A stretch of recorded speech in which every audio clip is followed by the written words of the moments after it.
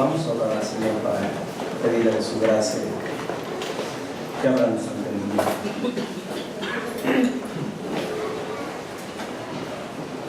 Padre nuestro que estás en los cielos, Padre de toda gloria, este día especial, Señor, te damos las gracias por una vez más nos permites venir a escuchar tu palabra, venir a escuchar tus gloriosas doctrinas, Señor. Y Padre, semana tras semana tengo que decirte las mismas palabras, Señor. Para esto tienes suficiente, Señor. Te ruego, Señor, que el día de hoy nos ayudes, nos asistas, Señor, para llevar a cabo el estudio, Señor, de capítulo 5, versículo 3-4, Señor, de la confesión de fe, a fin de que tu pueblo, Señor, pueda seguir siendo edificado por medio de tu bendita palabra. Oh Padre, que a la luz, Señor, de lo que es tu providencia, cada uno de los santos, de los fieles que vienen y se congregan en esta iglesia, Señor, puedan ver lo deleitoso que representa esta doctrina, Señor. Que puedan ver la providencia también a la luz de lo que Pablo habla en Romanos 8, Señor. Que a los que aman a Dios, todas las cosas le ayudan a bien. Esto conforme al propósito de su llamado, Señor. Padre, que tu palabra sea para edificación de nuestras almas, Señor. Guíanos, dirígenos, Señor. Y que tú por medio de ella seas glorificado en el nombre de Jesús. Amén.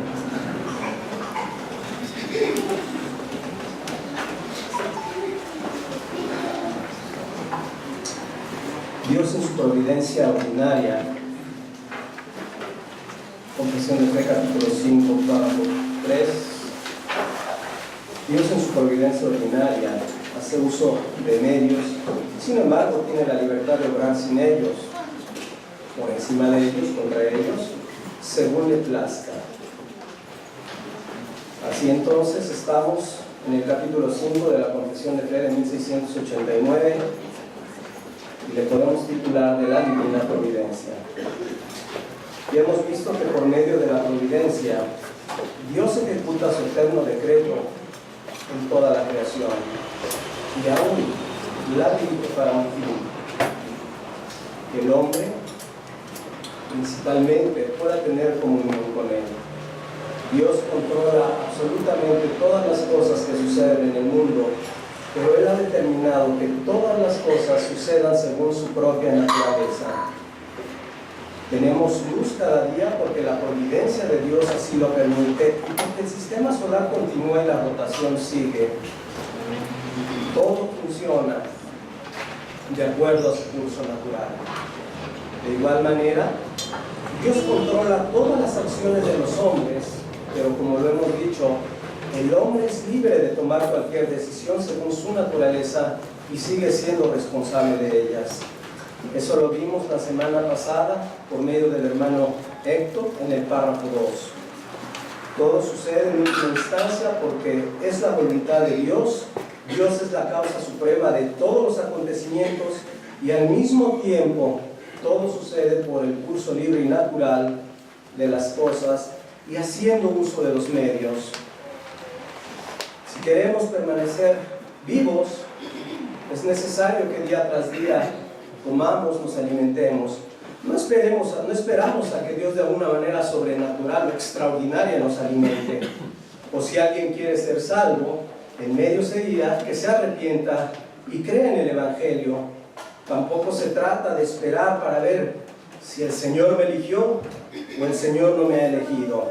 O si deseamos la salvación de un grupo de personas, pues lo que vamos a hacer es el medio que Dios ha establecido y es ir y predicarle el Evangelio. Todos debemos hacer uso de los medios que Dios ha determinado para los diferentes fines que queremos.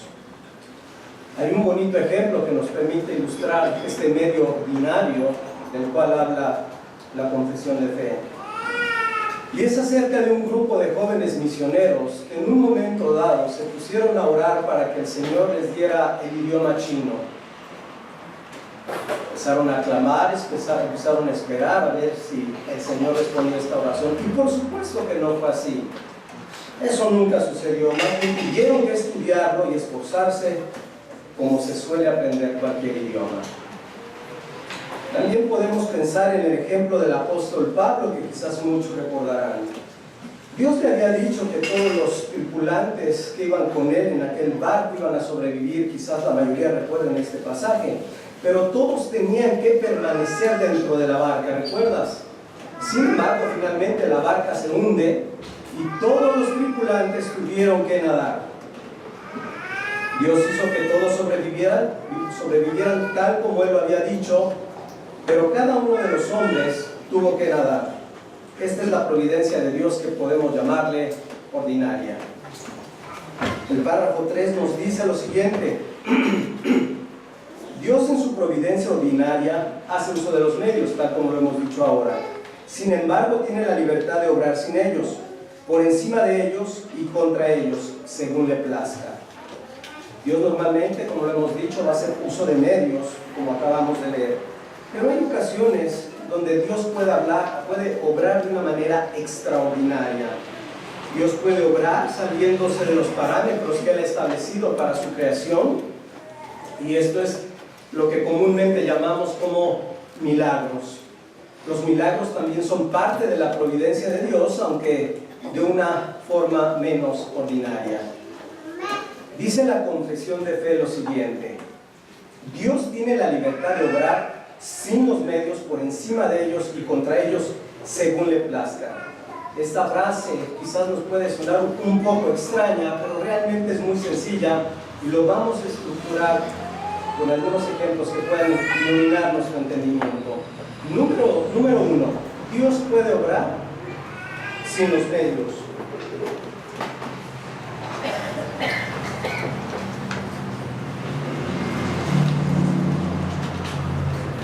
Dios puede obrar sin los medios. En el mismo ejemplo que hemos comentado con respecto al apóstol Pablo que iba en aquella barca, estamos seguros de que Dios era poderoso para haber dicho a la tempestad: calma, detente, como lo vemos que el Señor Jesucristo lo hizo en alguna otra ocasión. O quizás haber ayudado, ¿verdad?, todo el barco para que la tripulación finalmente llegara a la orilla de una isla. Sin embargo, el Señor permitió que llegaran nadando. Otro ejemplo con el que podemos entender claramente que Dios puede obrar sin los medios es el nacimiento virginal del Señor Jesucristo. Dios no usó el medio natural. ¿Cuál era el medio natural que Él había establecido? Un hombre y una mujer para la concepción del Señor. Dios obró sin los medios de manera milagrosa, y por el Espíritu Santo finalmente fue la concepción en el vientre de María. Esto es la providencia de Dios sin los medios. Número 2, Dios puede obrar por encima de los medios. Esto quiere decir que Dios puede extender los límites ordinarios de su creación. El ejemplo que cita la confesión es el de Sara y el de Abraham, que quizás también muchos recordarán. Sara tenía aproximadamente 90 años y, aparte de todo, ella era estéril. Había pasado los límites naturales para poder tener un hijo. Pero Dios, como lo hemos visto una y otra vez, obró milagrosamente para que ella pudiera coincidir a Isaac. Dios utilizó los medios, en este caso la unión de Abraham y de Sara, pero obró por encima de ellos, es decir, por encima de su capacidad y límites naturales. Número 3, Dios puede obrar contra los medios. Dios puede hacer que los medios funcionen también en contra de su propia naturaleza. Quizás cuando meditamos en eso pareciera que va a ser algo mucho más difícil de entender, pero cuando recordamos algunos ejemplos que están en el Antiguo Testamento, creo que va a ser muy sencillo poder comprender cómo es que Dios obra contra los medios. Por ejemplo, si recordamos aquel milagro que hizo el profeta Eliseo, cuando aquella parte del hacha fue, estando hundida dentro de un lago, finalmente salió a la superficie. Eso era algo contra la naturaleza. Pedazo de fierro, obviamente se debió haber hundido, sin embargo Dios hizo algo en contra de, para llevar a cabo el propósito de recuperarla. O cómo no recordar aquella zarza que finalmente no se consumió por medio del fuego. Cosas contra la naturaleza.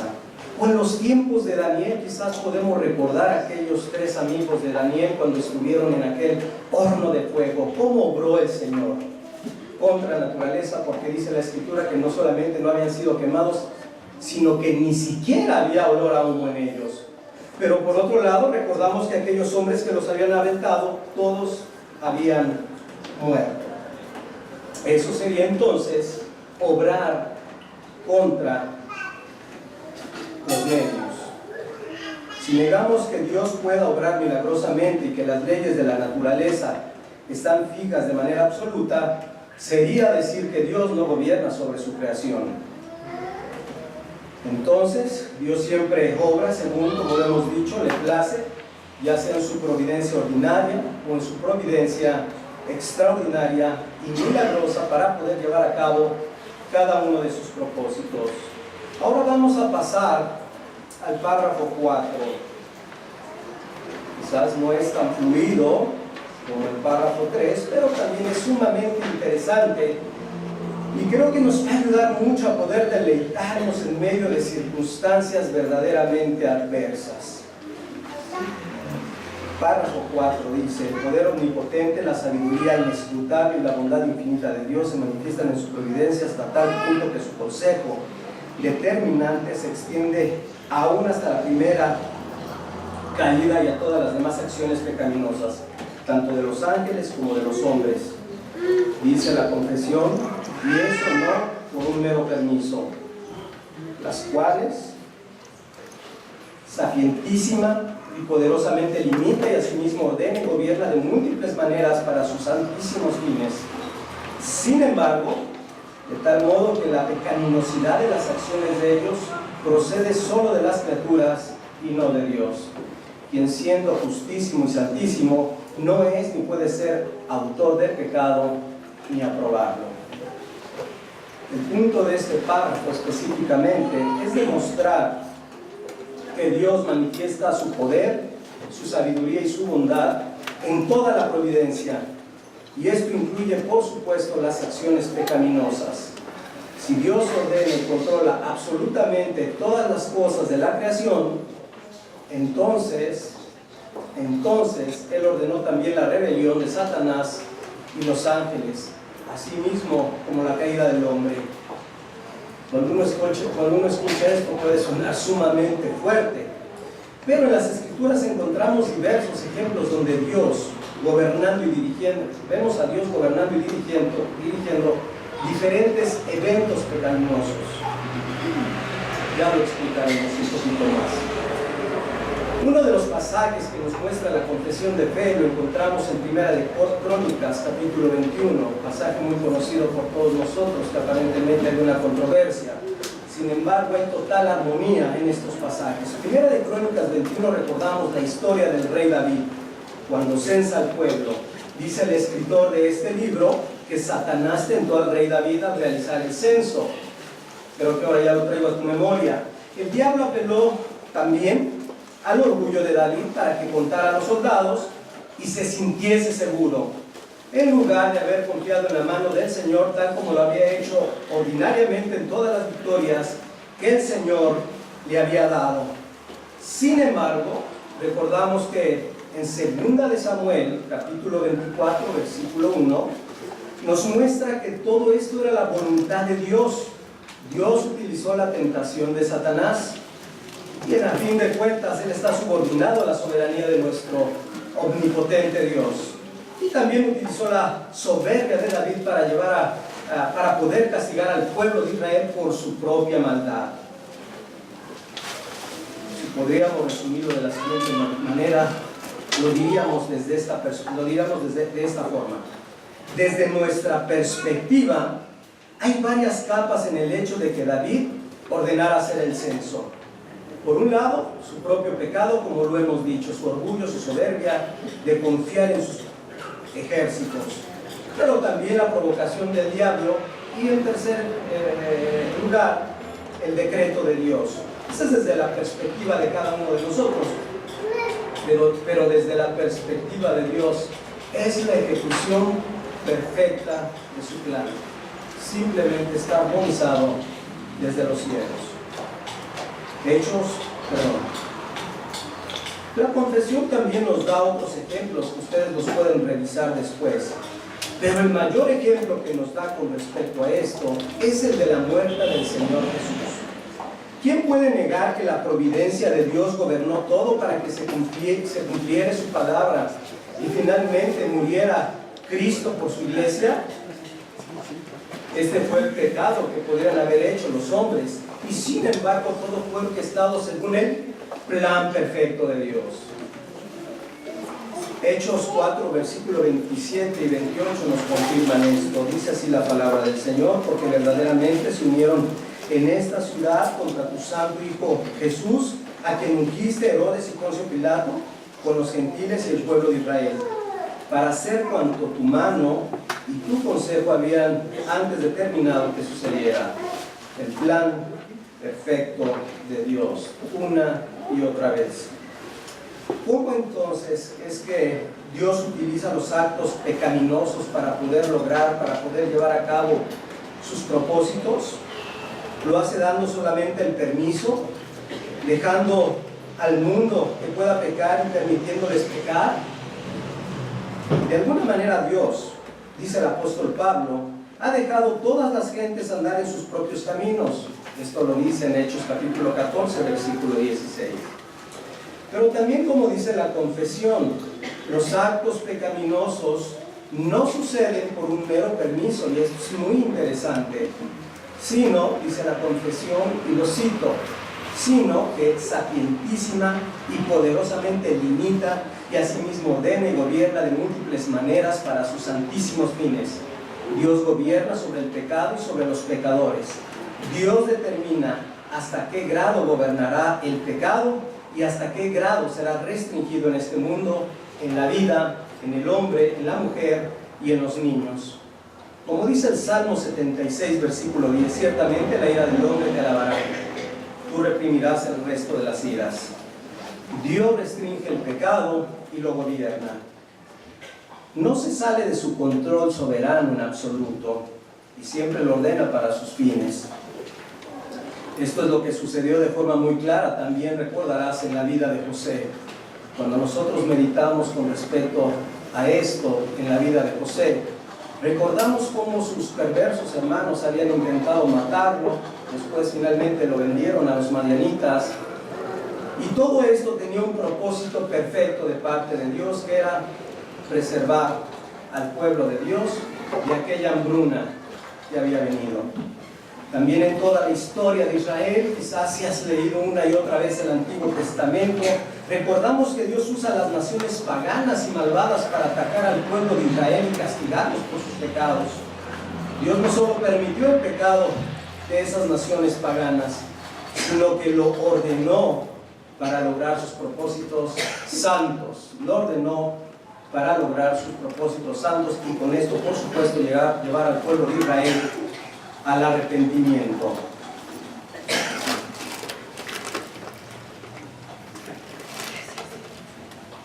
Finalmente tenemos que hacer una aclaración que es muy importante. Aunque en su providencia Dios gobierna y ordena absolutamente todos los actos pecaminosos para sus santos propósitos, debemos de afirmar enfáticamente que Dios no fue, ni es, ni será el autor del pecado. Él nunca aprobó, aprueba, ni aprobará el pecado. Dios es santo, santo, santo e infinitamente justo. Dice la confesión que todo el pecado procede de las criaturas y no de Dios. Saber que Dios gobierna los actos pecaminosos no es una excusa para pecar, y esto hay que tenerlo muy presente. Hemos de seguir, todos aquellos creyentes, hemos de seguir la voluntad revelada de Dios, siguiendo sus mandamientos y haciendo el uso que Él ha mandado, el uso de los medios que Él ha mandado para llevarlos a cabo. En el caso de los incrédulos, el Señor les ordena que se arrepientan y que crean en el Señor Jesucristo. En el caso de los creyentes, se nos manda que debemos de esforzarnos con temor y temblor, dice Pablo, en nuestra santificación, pues es Él el que produce el querer como el hacer por su buena voluntad. Dos textos importantes que nos ayudan a entender que Dios no es el autor del pecado. Uno de ellos es Santiago capítulo 1 versículo 13, Santiago 1:13, que dice: cuando alguno es tentado, no diga que es tentado de parte de Dios, porque Dios no puede ser tentado por el mal, ni él tienta a nadie. Y primera de Juan capítulo 2, versículo 16, dice: porque todo lo que hay en el mundo, los deseos de la carne, los deseos de los ojos y la vanagloria de la vida, no proviene del Padre, sino del mundo. Dios gobierna y permite el pecado, pero Dios no es el autor del pecado. Esto no es algo que nuestras mentes finitas puedan entender plena y completamente. Muchas veces nos preguntamos por qué Dios ordenó la caída de Adán y Eva. Y por supuesto eso es un gran misterio y todos estamos de acuerdo. Sin embargo, un misterio muchísimo más grande es tratar de entender, tratar de meditar por qué Dios en su providencia mandó a su Hijo para morir y sufrir por nosotros. Eso es algo que realmente debemos de profundizar más que lo otro. Estamos seguros de que Dios en su providencia gobierna todas las acciones de las criaturas y estamos igualmente seguros de que Dios no es el autor del pecado. Así que debemos de descansar y confiar plenamente en lo que está en las Escrituras. Solo podemos admirar al Dios Trino, adorarlo, contemplar su poder omnipotente, su sabiduría y su bondad infinita, sabiendo que su providencia tiene un propósito. ¿Cuál es el propósito principal de la providencia de Dios? Presentar ante su Hijo una iglesia santa y gloriosa. Y que si algo sucede en este mundo, siempre va a ser por causa, y este punto debemos de abrazarlo, debemos de retenerlo. Si algo sucede en este mundo, es por causa del amor que Dios tiene para con su iglesia. Es algo increíble tratar de entender esto. Es por causa del amor que Dios tiene por su iglesia y por supuesto para su propia gloria. Pero solo yo quisiera que esto penetrara un poquito en nuestros corazones. Si esto es realidad lo que hemos visto con respecto a la providencia de Dios, ahora sí debemos aprender a descansar absolutamente en el Señor en cualquier circunstancia que estemos viviendo. Entendiendo que un corazón santo va a buscar las cosas santas, un corazón justo va a buscar hacer justicia delante de Dios. Pero si después de esto las circunstancias se vuelven adversas, difíciles, persecuciones, etc., vamos a poder descansar en que Dios está orquestando algo por amor a ti, algo por amor a mí, algo por amor a su iglesia, y que por supuesto al final de todo va a ser para su gloria.